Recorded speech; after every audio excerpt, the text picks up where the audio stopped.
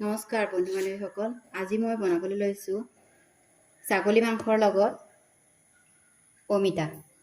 তাৰ বাবে লৈছোঁ ছাগলী মাংস 250 গ্ৰাম, পিঁয়াজ 4টা মধ্যমীয়া চাইজৰ, তেজপাত 2 খিলা, শুকান জলকীয়া 3টা, আদা নহৰু বটা লৈছোঁ, নহৰু 2টা লৈছোঁ, আদা 1 ইঞ্চি বটি লৈছোঁ, হালধি, নিমখ, ধনিয়া গুড়ি, জিৰা, জালুক, গৰম মছলা।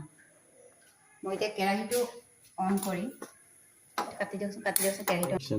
গেছটো অন কৰি কেৰাহীটো পাতি লওঁ। কেৰাহীটো অলপ গৰম হৈ লওক। কেৰাহীটোত তেল অলপ দি লওঁ।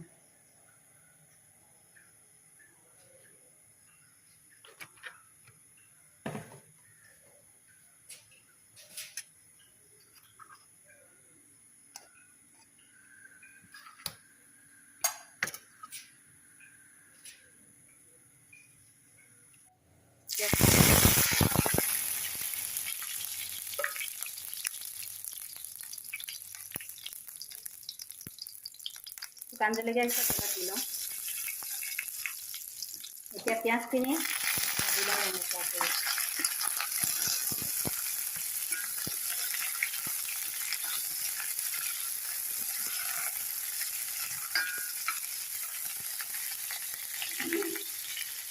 তেলতে গৰম মছলা অলপ দি দিওঁ, ইলাচি, লং, ডালচেনি দুটা।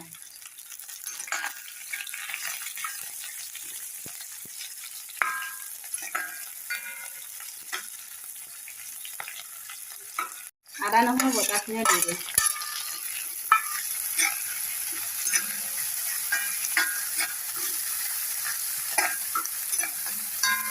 অলপ ৰঙচুৱা হওঁতে মাংসখিনি দি দিওঁ।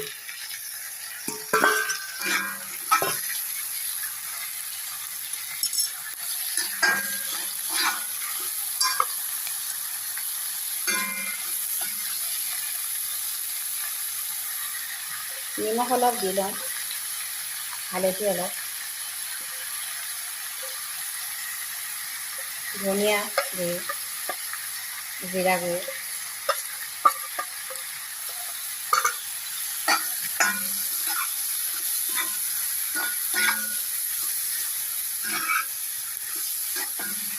অলপ সময় এনেদৰে ভাজি দিওঁ। অমিতা টুকুৰাও দি দিওঁ।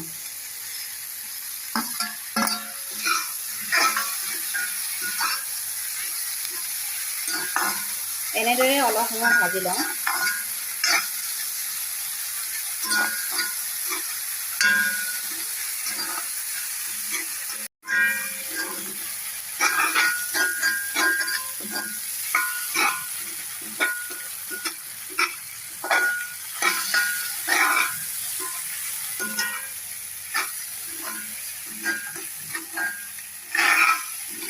প্ৰায় 20 মিনিটমান ভাজাৰ পাছত পানী দি দিওঁ।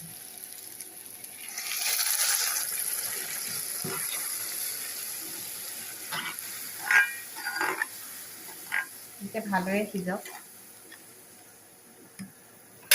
ঢাকন লগাই দিওঁ।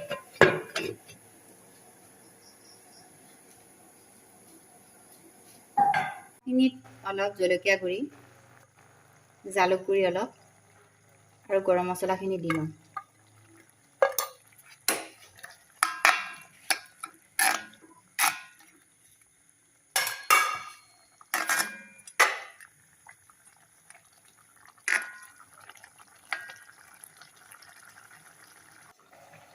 মাংসখিনি হৈ গ'ল, গেছটো অফ কৰি নমাই দিওঁ।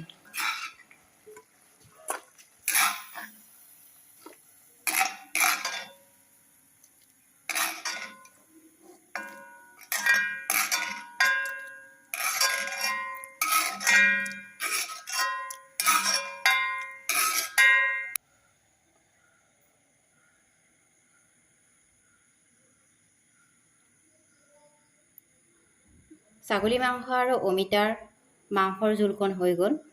আপোনালোকে এনেদৰে বনাই খাই চাবচোন। যদি ভাল লাগে কমেণ্ট কৰি জনাব।